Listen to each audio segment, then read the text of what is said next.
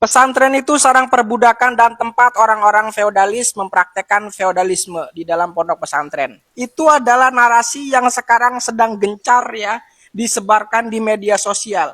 Saya curiga gerakan ini memang sudah sengaja untuk dibuat ya. Karena saya pantau ini sudah terstruktur sistematis dan masif. Di media sosial semuanya seperti itu. Ya, hashtag Trans7, mendukung Trans7 untuk membuka fakta pondok pesantren yang menerapkan sistem feodalisme. Padahal teman-teman ya, kalau mau kita bongkar, sebetulnya ini ada sekelompok orang di luar daripada pesantren-pesantren Nahdlatul Ulama yang iri dengan pondok-pondok pesantren yang ada di lingkungan Nahdlatul Ulama. Mereka merasa tersaingi sehingga ingin mendegradasi kepercayaan masyarakat terhadap kiai-kiai dari kalangan NU agar supaya para santri itu pindah pesantrennya, mondoknya di tempat orang-orang yang kalangan sebelah itu ya. Jadi teman-teman ya, yang sekarang dari kalangan NU, tolong kalian aktif di media sosial karena sekarang kita sedang berperang. Berperang melawan apa? Berperang melawan opini, melawan justifikasi dari orang-orang dari kelompok sebelah. Mungkin itu saja dari saya. Silakan teman-teman share dan juga di save video ini. Apa yang disampaikan Trans7 itu fakta, tapi dia tetap salah cuy. Trans7 tetap salah. Itu udah adat, udah tradisi. Kita percaya bahwa adanya keberkahan. Ya mau gimana lagi? Kenapa enggak semua profesi berhak untuk kaya raya? Itu udah adat, itu udah tradisi, susah diilangin. Mau dikorek-korek sampai kiamat juga susah diilangin. Kita percaya bahwa adanya keberkahan. Kenapa enggak semua profesi berhak untuk kaya raya? Kita enggak terima. Mau kiai siapapun itu tetap kiai kita semua. Kita mondok untuk menganut para ahli ilmu. Kita di pondok diajarin adab. Jadi mau kiai siapapun itu kiai kita semua. Kita nggak terima kiai kita digituin ya. Tolong ya Trans7, lu harus tanggung jawab ya. Walaupun lu udah minta maaf, lu harus tanggung jawab tetap. Harus tanggung jawab, gue tetap kagak terima. Soal tagar boykot media Trans7, menurut saya media ini tadinya ingin mengkritik oknum kiai, oknum ustadz, oknum habib atau tokoh agama yang memanfaatkan gelarnya. Tetapi di dalam penyajian beritanya itu tidak berdasarkan kode etik jurnalistik dan dimasukkan narasi-narasi yang tidak tepat. Kemudian cara komunikasinya adalah cenderung menyudutkan sepihak atau pembelaan sepihak. Kemudian juga di dalam pengambilan videonya adalah video yang tidak tepat, yaitulah terhadap pesantren yang besar dan tidak terindikasi melakukan kesalahan. Kemudian disitulah muncul framing-framing kelompok sepihak, aliran sepihak, kemudian juga pembelaan sepihak, dan juga yang membuat provokator, sehingga menjadi viral. Kemudian, adapun yang mengatakan bahwa di pondok pesantren itu faktanya memang seperti itu. Ya memang faktanya seperti itu. Terus secara hukum negara apakah ada? Pertama, mari kita mulai dari sebuah pengakuan yang jujur. Memang betul, ada sebagian pesantren yang mohon maaf kiai atau ustaz yang di pesantren itu tidak amanah. Mereka menjadikan agama sebagai bisnis, menjadikan santrinya sebagai sarana hasrat. Perilaku-perilaku mereka tidak mencerminkan nilai-nilai kepesantrenan itu sendiri. Kita sama sekali tidak mengingkari itu. Dan kita semua berada di pihak yang sama untuk mengecam itu. Tapi, mari kita jujur dan adil dalam melihat, apakah semua pesantren seperti itu? Tentu tidak. Dari ribuan pesantren yang ada di Indonesia, berapa banyak sih yang seperti itu? 1, 2, 3. Jumlahnya cuma segelintir.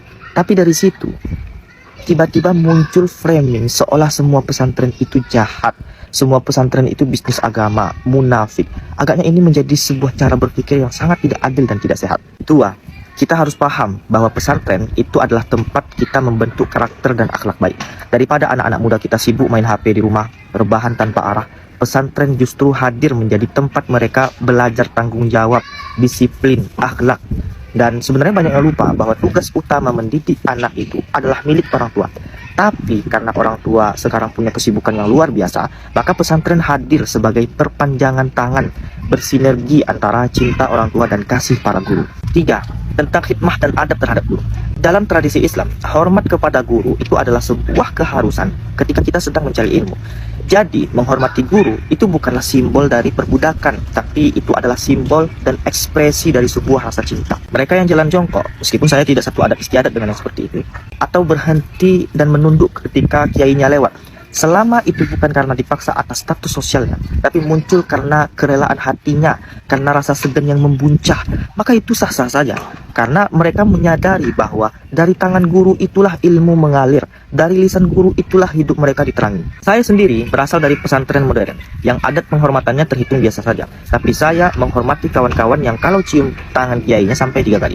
Yaitu tradisi mereka. Selama itu tidak melanggar syariat, ya kita hargai saja. Karena saya yakin kalau santri-santri itu tahu kalau kiai bukan nabi, kiai tidak maksum, dan rasa hormat mereka itu muncul bukan karena statusnya, melainkan karena ilmu yang ada di kepala guru mereka, dan karena ketulusan hati kiai mereka yang luar biasa. Atas dasar itulah mereka segan. Atas dasar itulah mereka hormat luar biasa. 4. Tentang kiai yang punya mobil mewah dan menerima amplop. Memangnya kenapa? Kalau seorang kiai punya mobil bagus, terus langsung dicap sebagai orang yang jual agama, agaknya itu tidak adil. Karena bisa saja kiai itu memang kaya sejak dulu. Atau memang ada orang-orang dermawan yang memberikan hadiah karena menghargai perjuangan dari kiai itu.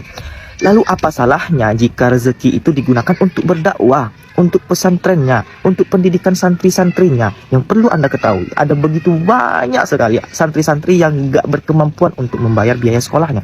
Dan rezeki itu digunakan untuk menutupi itu. Kalau kita lihat di negara-negara maju, kita akan disuguhi sebuah pemandangan bahwa para pendidik di sana itu digaji besar, dihormati tinggi. Mengapa bisa seperti itu? Karena mereka sadar bahwa pendidikan adalah asas dari sebuah kemajuan. Tapi mengapa di Indonesia ketika guru, kiai bisa hidup dengan layak, itu malah dicurigai? 5. Tentang Trans 7 dan framingnya. Pak, Bu, kritik itu boleh. Kita tidak pernah diajarkan untuk anti kritik. Tapi kalau melecehkan, itu lain cerita. Yang dilakukan oleh Trans 7 kemarin itu sudah memframing semua pesantren seolah menjadi tempat penindasan, seolah menjadi pusat perbudakan. Itu adalah narasi yang sangat jahat dan berbahaya, karena bisa merusak kepercayaan masyarakat terhadap lembaga yang justru telah melahirkan generasi-generasi hebat mulai dari tanah air ini lahir. Sekali lagi, kita tidak menutup mata. Memang betul ada oknum guru yang kotor, ada oknum kiai yang busuk. Tapi jumlah mereka itu kecil, sangat-sangat kecil dibanding ribuan guru dan kiai yang hatinya ikhlas, tulus, berjibaku membina moral bangsa ini. Di sini saya bertanya, mengapa sih yang diangkat dari dunia pesantren itu hanya hal-hal yang buruk? Mengapa tidak ada liputan tentang ribuan pesantren yang menampung anak yatim, yang membebaskan santri-santri yang nunggak, yang melahirkan para penghafal Quran dan ulama? Mengapa hal-hal seperti ini tidak diangkat? Apakah ini murni ketidaktahuan atau memang ada agenda? Padahal fakta yang dikatakan Trans 7. Aduh bang, kalau belum tahu, belum pernah ngalamin hidup di pondok, jangan bilang fakta dulu. Kiai-kiai kami mendidik santri-santrinya untuk memiliki sopan santun, adab yang baik, bersih-bersih lingkungan. Itu bukan dijadikan babu, tapi itu mendidik kedisiplinan. Dan kedua, cium tangan bolak-balik. Jalan kita harus menunduk di depan kiai. Itu adalah salah satu sopan santun didikan untuk anak-anak kita menjadi anak yang soleh dan solehah. Kiai mendidik seperti itu agar anak-anak kita itu nanti kepada orang tuanya masing-masing sama melakukan hal seperti itu. Jadi kalau emang abang merasa santri-santri yang kerja, santri-santri yang kayak bersih-bersih lingkungan, majelis, pondok pesantren itu dianggap dijadikan babu, maka didiklah sendiri, gak usah dititipin ke kiai. Jadi kiai gak pusing-pusing harus mendidik anak-anak kalian.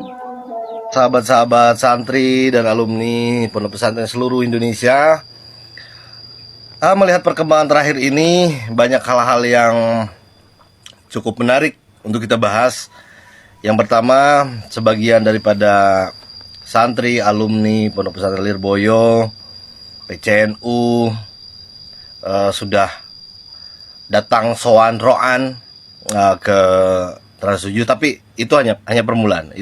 Saya pastikan itu hanya permulaan. Dan seluruh yang terjadi gejolak pada hari ini imbas daripada pelecehan, penghinaan terhadap kiai dan pondok pesantren salafiyah khususnya. Saya tegaskan salafiyah. Ini banyak yang framing juga ini, salafiyah. Nah, dan juga disusul kemudian oleh produser yang datang ke Lirboyo untuk minta maaf. Kita maafkan. Sebagai akhlak seorang santri kita harus memaafkan. Tetapi ingat, maaf tidak pernah cukup. Kita harus buat efek jerah buat mereka, bahwa mereka juga harus tetap ditutup permanen karena sudah berani-berani menghinakan kiai kita. Sudah berani-berani menghinakan bunyai kita, sudah berani menghinakan pondok pesantren kita. Untuk sahabat-sahabat tetap tenang, tetap kita kawal sampai ini tuntas sahabat-sahabat sekalian. Dan ingat, Ibu Menteri Komdigi, Ketua KPI, ayo cabut izin mereka. Gak usah takut. Apa yang kalian takutkan? Mereka sudah terlalu ngelunjak dan sudah tidak perlu ditabayunkan. Kalau tabayun itu untuk hal-hal yang belum jelas. Kalau ini sudah jelas menghinanya. Kalau ini sudah sangat jelas merendahkan martabat kiai, pondok pesantren, bunyai, santri dan seluruh alumni santri seluruh Indonesia. Jadi sekali lagi tetap bubarkan Trans 7, boikot Trans 7 secara permanen. Ya, tetap semangat buat sahabat-sahabat sekalian.